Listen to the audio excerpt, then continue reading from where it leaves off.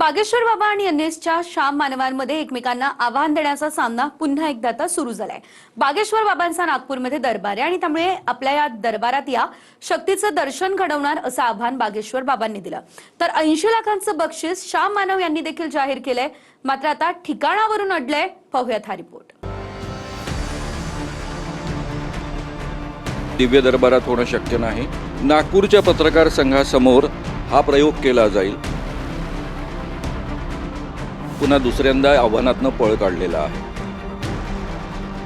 धीरेंद्र शास्त्री उर्फ बागेश्वर बाबांनी अंधश्रद्धा निर्मूलन समितीच्या शाम मानवांना चॅलेंज दिलं। 5 दिवस नागपुरातच आहे, रेशीम बागेतल्या रामकथेत या शक्तीचं दर्शन घडवणार असं आव्हान बागेश्वर बाबांनी दिलंय।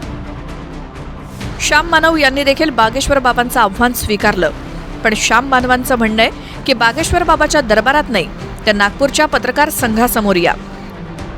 ऐनवेळी 10 माणसं समोर आणतो, त्यांचं नाव, मोबाईल नंबर आणि पत्रकार संघाच्या बाजूच्या खोलीत 10 वस्तू ठेवणार, त्याची माहिती बागेश्वर बाबांना द्यावी।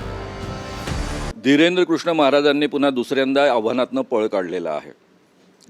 त्यांना अगदी सुरुवातीपासून सांगण्यात आलेलं आहे की हे दिव्य दरबारात होणं शक्य नाही। लाखो लोकांच्या पुढे या पद्धतीनं फ्रॉड अँड प्रूफ कंडिशन खाली तपासणी होऊ शकत नाही। नागपूरच्या पत्रकार संघासमोर हा प्रयोग केला जाईल। ऐन वेळेवर त्यांच्यासमोर 10 माणसं सादर केले जातील। त्या 10 माणसांची नावं, त्यांचं वय, त्यांच्या वडिलांचं नाव, त्यांचं आडनाव, त्यांचा टेलिफोन नंबर त्यांना सांगायचा आहे। हे सगळे दावे त्यांनी ऑलरेडी दिव्य दरबारमधल्या त्यांच्या व्हिडिओमध्ये केलेले आहेत। हा प्रयोग याच्यासोबतच त्यांचा दिव्यशक्तीचाही दावा आहे की ते कोणाच्याही घरामध्ये जाऊन काहीही पाहून येऊ शकतात। त्या पद्धतीनं त्यांनी शेजारच्या रूममध्ये 10 वस्तू ठेवलेल्या असतील पत्रकार संघाच्या बाजूच्या, आणि त्यातल्या 10 वस्तू ओळखून दाखवाव्या।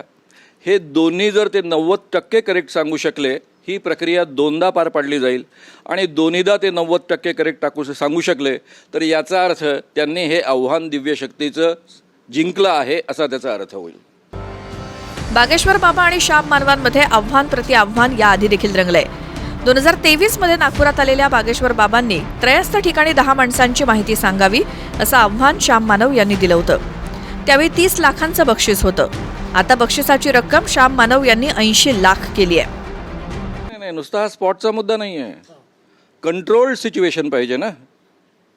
ज्या 10 माणसांची नावं ते ओळखणार आहेत त्या 10 माणसांची नावं, त्याची माहिती सगळी त्यांच्यापर्यंत पोहोचू नये याची काळजी घ्यावी लागेल ना। ही काळजी दिव्य दरबारामध्ये कसं काय घेऊ शकणार आहे? आजच्या काळामध्ये कोणत्याही माणसाचा फोटो मिळाला तरी त्याची माहिती काढली जाऊ शकते, इतकं सोपं काम आहे। म्हणजे त्यांच्यासमोर 10 माणसं उभी केली दिव्य दरबारामध्ये, त्या मधल्या काळामध्ये सुद्धा त्यांची माहिती काढली जाऊ शकते।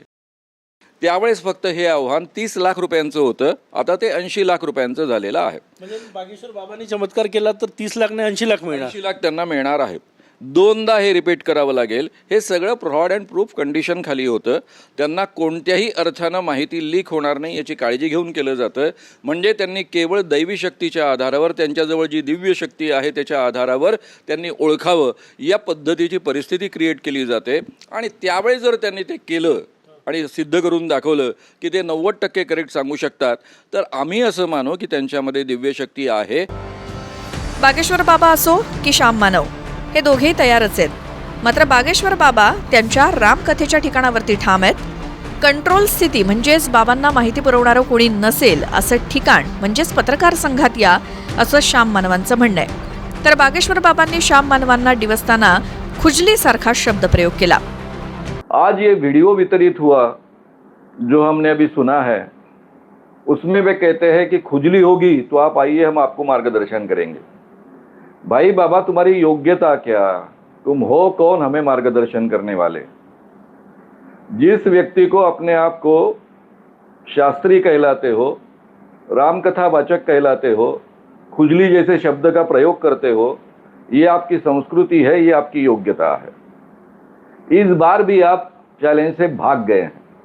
धीरेंद्र शास्त्री महाराज भोंदू आहे असं म्हणायचं तुम्हाला? हो, जाहीररित्या भोंदूच आहे। जो माणूस स्वतःमध्ये दैवी शक्ती आहे असं म्हणतो, किंवा जो माणूस स्वतःवर देव प्रसन्न आहे आणि मी दुसऱ्यांचं भलं करू शकतो असं म्हणतो, ते सारेच्या सारे भोंदूच असतात।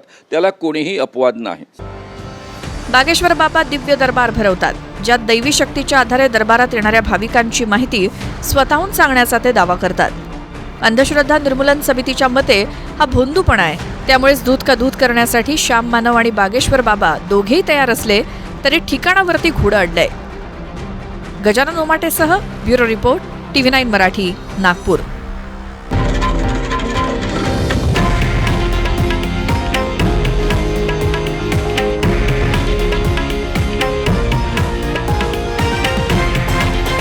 हे आहे देशातील नंबर 1 न्यूज नेटवर्क आणि आपण पाहत आहात TV9 मराठी, एकमेव.